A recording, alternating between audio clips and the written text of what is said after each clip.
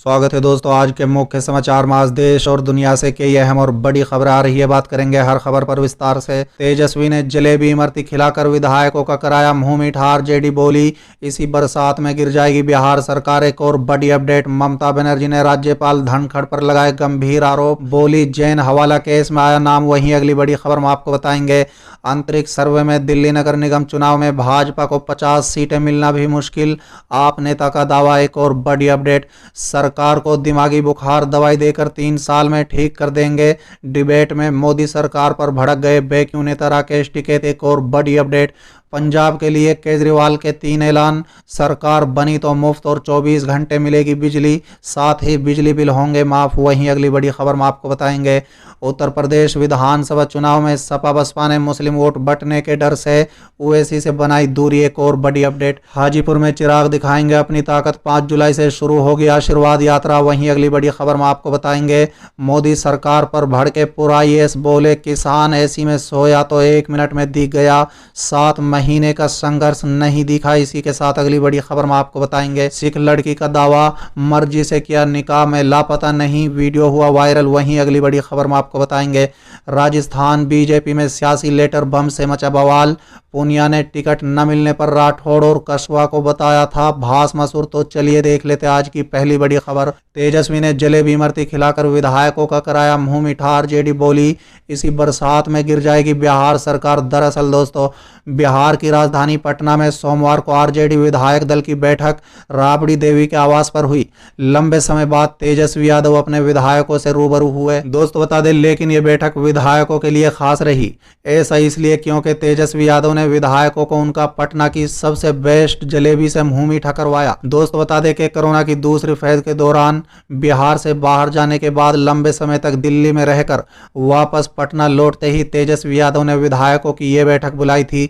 माना जा रहा है कि तेजस्वी की गैर मौजूदगी के बीच विधायकों के मन में किसी भी तरह के पनपे कड़वाहट को मिटाने की कोशिश तेजस्वी ने शुरू कर दी है। और इसके साथ ही दावा किया गया है कि टूट आरजेडी में नहीं बल्कि एनडीए में होगी और इसी बरसात में एनडीए सरकार डूब जाएगी। चलिए अगली खबर। ममता बनर्जी ने राज्यपाल जगदीप धनखड़ पर लगाए गंभीर आरोप। बोली जैन हवाला केस में आया नाम। दरअसल दोस्तों, मुख्यमंत्री ममता बनर्जी ने पश्चिम बंगाल के राज्यपाल जगदीप धनखड़ पर गंभीर आरोप लगाए हैं। ममता ने कहा है कि धनखड़ एक भ्रष्ट व्यक्ति हैं। 1996 के जैन हवाले मामले की चार्जशीट में उनका नाम आया था। बता दें कि ये पहली बार नहीं है जब ममता बनर्जी ने राज्यपाल धनखड़ पर निशाना साधा है। इससे पहले भी दोनों नेताओं के बीच कई मौके पर तू मैं हो चुकी है।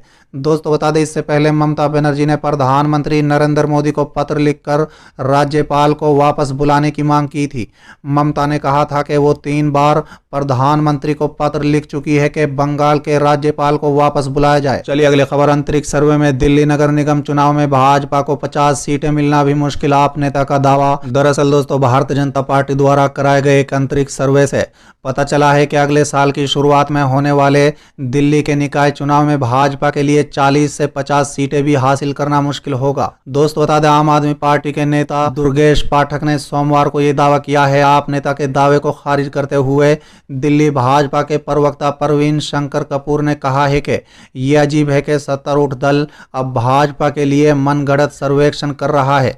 दिल्ली के तीनों नगर निगमों पर भाजपा का शासन है। दोस्तों बता दें, आपके एमसीडी प्रभारी दुर्गेश पाठक ने एक बयान में कहा है कि पिछले चुनाव में दिल्ली की जनता ने 181 सीटें देकर तीनों नगर निकायों की बागडोर भाजपा को सौंपी थी। हालांकि उन्होंने भाजपा पर एमसीडी को बर्बाद करने का आरोप लगाया। पाठक ने दावा किया है कि भाजपा द्वारा किए गए एक अंतरिक्ष सर्वेक्षण से पता चला है कि भगवा पार्टी के लिए अगली एमसीडी चुनाव में 40 से 50 सीटें भी जीतना मुश्किल होगा। साथ ही उन्होंने कहा है कि दिल्ली को विश्व स्तरीय शहर बनाना है और ये तभी होगा जब दिल्ली और एमसीडी दोनों पर आपका शासन होगा। चलिए अगली खबर। सरकार को दिमागी बुखार दवाई देकर 3 साल में ठीक कर देंगे। डिबेट में मोदी सरकार पर भड़के राकेश टिकैत। दरअसल दोस्तों, बेक्यू नेता राकेश टिकैत न्यूज 24 की लाइव डिबेट में पहुंचे तो एंकर और पत्रकार मानक गुप्ता ने उनसे ढेरों सवाल किए। एंकर ने राकेश टिकैत से किसान आंदोलन को लेकर पूछा कि 7 महीने में आपने क्या हासिल किया, क्योंकि सरकार तो अभी भी वही कह रही है। अगर आपके पास कोई अलग प्रस्ताव है तो लेकर आए, तब बातचीत होगी। इस पर राकेश टिकैत कहते हैं कि हाँ, अलग प्रस्ताव है हमारे पास, वो लाएंगे हम। एक तो अस्पताल तलाश कर लिया है हमने किसानों का, हमारा जो इलाज होगा वो पार्लियामेंट में होगा। अस्पताल है पार्लियामेंट, और सरकार का भी इलाज होगा। उनके दिमाग में बुखार है, वो हम ठीक करेंगे, 3 साल लगेंगे, दवाई देंगे, हो जाएगा ठीक। चलिए अगली खबर पंजाब के लिए। केजरीवाल के 3 ऐलान, सरकार बनी तो मुफ्त और 24 घंटे मिलेगी बिजली, बिल होंगे माफ। दरअसल दोस्तों, पंजाब में चुनाव को लेकर सियासत तेज हो चुकी है। दिल्ली के सीएम और आप के मुख्य अरविंद केजरीवाल चंडीगढ़ में हैं। उन्होंने इस दौरान अमरिंदर सिंह सरकार पर जमकर निशाना साधा। उन्होंने पंजाब के लिए 3 बड़े ऐलान किए। दोस्त बता दें, अरविंद केजरीवाल ने कहा है कि अगर हमारी सरकार बनी तो राज्य में हर परिवार को 300 यूनिट तक मुफ्त बिजली दी जाएगी। उन्होंने कहा है कि 24 घंटे बिजली आएगी, बिल नहीं आएगा। इसके अलावा उन्होंने पुराने सारे बिजली बिल के माफ करने की बात कही है। केजरीवाल ने कहा है कि सरकार बनते ही पहला काम 300 यूनिट बिजली माफ करने का होगा, पुराने बिल माफ कर दिए जाएंगे। उन्होंने कहा है कि 24 घंटे बिजली देने का काम में समय लगेगा, 3 से 4 साल लग सकते हैं इस काम में। कैप्टन पर निशाना साधते हुए अरविंद केजरीवाल ने कहा है कि ये केजरीवाल की गारंटी है कि कैप्टन के वादे नहीं है। जैसे ही सरकार बनेगी पहली कलम से 300 यूनिट फ्री बिजली और सारे बिल माफ करने का काम कर दिया जाएगा। साथ ही उन्होंने कहा है कि पूरे देश में लगभग सबसे महंगी बिजली पंजाब में मिलती है। ऐसा क्यों? पंजाब अपनी बिजली बनाता है, जितनी बिजली पंजाब को चाहिए उससे ज्यादा बिजली पंजाब बनाता है, फिर महंगी बिजली पंजाब को क्यों मिलती है। चलिए अगली खबर। उत्तर प्रदेश विधानसभा चुनाव में सपा बसपा ने मुस्लिम वोट बंटने के डर से ओवैसी से बनाई दूरी। दरअसल दोस्तों, उत्तर प्रदेश में समाजवादी पार्टी और बहुजन समाज पार्टी दोनों ने ही असदुद्दीन ओवैसी की पार्टी ऑल इंडिया मजलिस इत्तेहादुल मुस्लिमीन से दूरी बना ली है। दरअसल दोनों ही पार्टियां राज्य में अपने मुस्लिम वोट बैंक में एक और हिस्सेदार बनाना नहीं चाहती।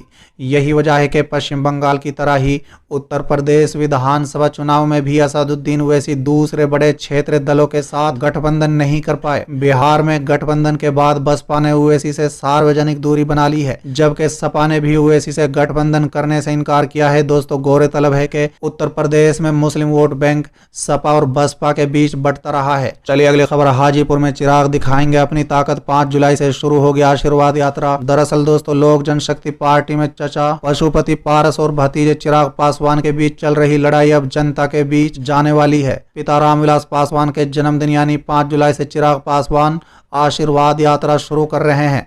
खास बात यह है कि इस यात्रा की शुरुआत हाजीपुर से होगी। आपको बता दें कि हाजीपुर एलजेपी की पार परंगत सीट है और यहां से रामविलास पासवान कई बार सांसद रहे हैं।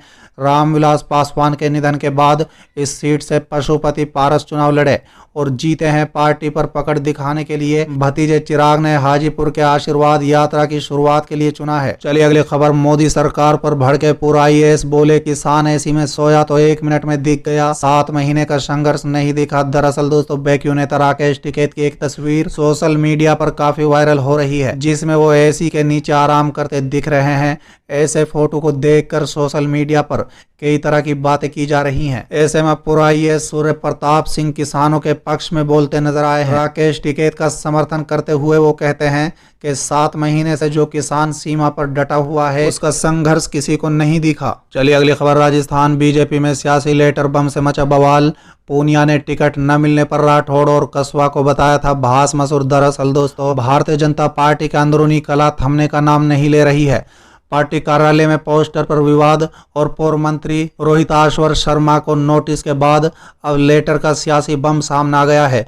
प्रदेश अध्यक्ष सतीश पूनिया का ये पत्र हालांकि 22 साल पुराना है, लेकिन इसमें बीजेपी के मौजूदा बड़े नेताओं पर आरोप जड़े हुए हैं। दोस्तों बता दें, पत्र में उपनेता प्रतिपक्ष राजेंद्र सिंह राठौड़ और राम सिंह कसवा को भासमसूर बताया गया है। बीजेपी में वसुंधरा राज्य ग्रुप और प्रदेश अध्यक्ष पूनिया के बीच लगातार खींचातान चल रही है। ऐसे वसुंधरा राज्य के पार्टी कार्यालय पर लगे पोस्टर को हटाने से बल मिला था। दोस्तों बता दें, इसके बाद वसुंधरा समर्थक पूर्व मंत्री रोहिताश्वर शर्मा के अनुशासनहीनता के नोटिस ने आग में घी डालने का काम किया। हालांकि वसुंधरा की ओर से इन पर कोई टिप्पणी नहीं हुई है, लेकिन पार्टी पदाधिकारियों ने राज्य के पोस्टर हटाने को सही ठहराया है।